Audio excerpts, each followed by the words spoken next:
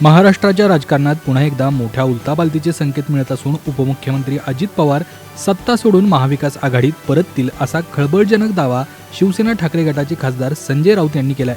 दोन्ही राष्ट्रवादी काँग्रेसची मने आता जुळली असून महापालिका आणि जिल्हा परिषद निवडणुकांमध्ये दिसून आलेली ही जवळीक भविष्यात नव्या राजकीय समीकरणांना जन्म देईल असा विश्वास राऊतांनी व्यक्त केलाय।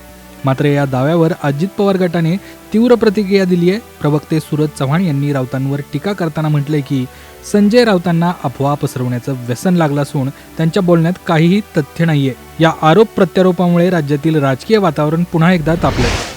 महापालिका निवडणुकीतील यशाची परंपरा कायम राखत भारतीय जनता पक्षाने सिंधुदुर्ग जिल्हा परिषद निवडणुकीत मतदानापूर्वीच विजयाचं खातं उघडलंय। खारेपाटण आणि बांदा या दोन गटात भाजपचे उमेदवार बिनविरोध निवडून आलेत। खारेपाटण गटातून शिवसेना ठाकरे पक्षाच्या उमेदवार मिनल तळगावकर यांनी माघार घेतल्याने भाजपच्या प्राची इस्वलकर यांचा विजय सुकर झाला। दुसरीकडे बांदा गटात अपक्ष उमेदवार सुशांत पांगम यांनी अर्ज मागे घेतल्याने भाजपचे प्रमोद कामत यांची बिनविरोध निवड झाली आहे। विरोधी पक्षांनी भाजपच्या या बिनविरोध पॅटर्नवर लोकशाही संपत असल्याची टीका केली असली तरी प्रत्यक्षात 5 फेब्रुवारीच्या मतदानाआधीच भाजपने 2 जागा खिशात टाकत मोठी आघाडी घेतली आहे। कर्नाटकातील चोरला घाटात 400 कोटी रुपये असलेले 2 कंटेनर लुटल्याची धक्कादायक घटना समोर आली असून याचे धागेदोरे नाशिकपर्यंत पोहोचलेत। नाशिकमधील संदीप पाटील या तरुणाच्या अपहरणाच्या तपासातून हा मोठा खुलासा झालाय। गोव्याहून कर्नाटक मार्गे एका ट्रस्टकडे जाणाऱ्या या कंटेनरमध्ये 2000 रुपयांच्या जुन्या नोटा होत्या। या लुटीचा मुख्य मालक ठाण्यातील एक बडा बिल्डर असल्याचा संशय असून राजकीय आणि बिल्डर लॉबीच्या सहभागाचे आरोप होत आहेत। नाशिक ग्रामीण पोलिसांनी या प्रकरणी डोंबिवलीतून एकाला ताब्यात घेतलं असून आतापर्यंत 7 संशयित जाळ्यात अडकलेत। या 400 कोटींच्या प्रकरणाने महाराष्ट्रात मोठी खळबळ उडवून दिली आहे। प्रजासत्ताक दिनाच्या पार्श्वभूमीवर देशाची राजधानी दिल्ली अभेद्य छावणीत रूपांतरित झाली आहे। तब्बल 30,000 सुरक्षा रक्षक जवान तैनात करण्यात आलेत। यंदाच्या सोहळ्याचे मुख्य वैशिष्ट्य म्हणजे प्रथमच सुरक्षा दलांकडे कृत्रिम बुद्धिमत्ता अर्थात AI आधारित स्मार्ट चष्मे देण्यात आलेत। या चष्म्यांमुळे गर्दीतील गुन्हेगार आणि संशयितांची ओळख पटवणं सुलभ होणार आहे। हे उपकरण थेट पोलीस डेटाबेसशी जोडलेले असून संशयिताचा चेहरा दिसताच जवानांना त्वरित धोक्याची सूचना मिळेल। सुरक्षा व्यवस्थेसाठी 70हून अधिक निमलष्करी तुकड्या आणि 10,000 विशेष जवान केवळ नवी दिल्ली परिसरात लक्ष ठेवून आहेत। कर्तव्य पथावर 6 स्तरीय तपासणी आणि 500 उच्च क्षमतेचे AI कॅमेरे बसवण्यात आलेत। बस स्थानके, रेल्वे स्थानके आणि बाजारपेठेंमध्येही हाय अलर्ट जारी करण्यात आला असून CCTV आणि फिरत्या FRS वाहनांच्या माध्यमातून चोख बंदोबस्त ठेवण्यात आलाय। रशिया आणि युक्रेनमधील युद्ध थांबवण्यासाठी अबुधाबी येथे त्रिपक्षीय शांतता चर्चा सुरू असतानाच रशियाने युक्रेनवर आतापर्यंतचा सर्वात मोठा हवाई हल्ला केलाय। रशियाने रात्रभरात 370हून अधिक ड्रोन आणि 21 क्षेपणास्त्र टाकल्याने युक्रेनमधील जनजीवन विस्कळीत झालंय। कीव आणि खार्किव्हमधील हजारो कुटुंब अंधारात बुडाली आहेत। या भीषण हल्ल्यात अनेक नागरिक जखमी झाले असून ऊर्जा पायाभूत सुविधांचं मोठं नुकसान झालंय।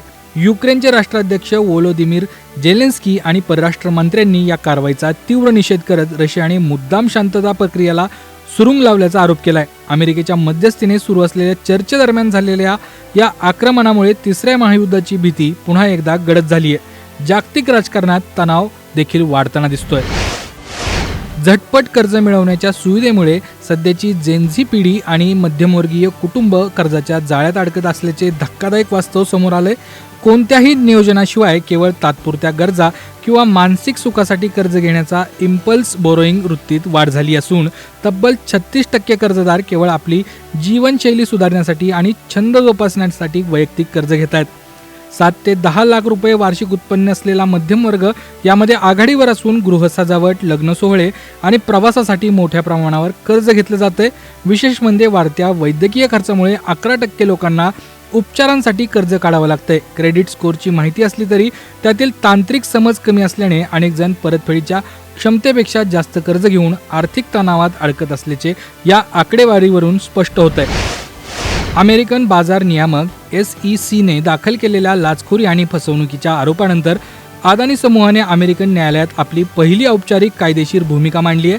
गौतम अदानी यांच्या वतीने दाखल करण्यात आलेल्या या याचिकेत 21 जानेवारी रोजी SEC ने केलेल्या अर्जावर कोणताही तातडीचा निर्णय न घेता तो तुर्तास पुढे ढकलावा अशी विनंती करण्यात आली आहे। अदानी समूहाचे प्रतिनिधित्व करणाऱ्या जागतिक विधी संस्थेने न्यायालयाला कळवलंय की सध्या दोन्ही पक्ष एका कायदेशीर करारावर चर्चा करतायत, ज्याचा उद्देश न्यायालयीन प्रक्रिया सुलभ करणं आहे. या घडामोडींमुळे अदानी समूहाला आपली बाजू मांडण्यासाठी अधिक वेळ मिळण्याची शक्यता असून या प्रकरणाचा थेट परिणाम भारतीय शेअर बाजार आणि समूहाच्या जागतिक प्रकल्पांवर होऊ शकतो. दरम्यान काल शुक्रवारी अदानी समूहाच्या सर्वच कंपन्यांच्या शेअर्समध्ये मोठी घसरण झाल्याचं पाहायला मिळालेलं.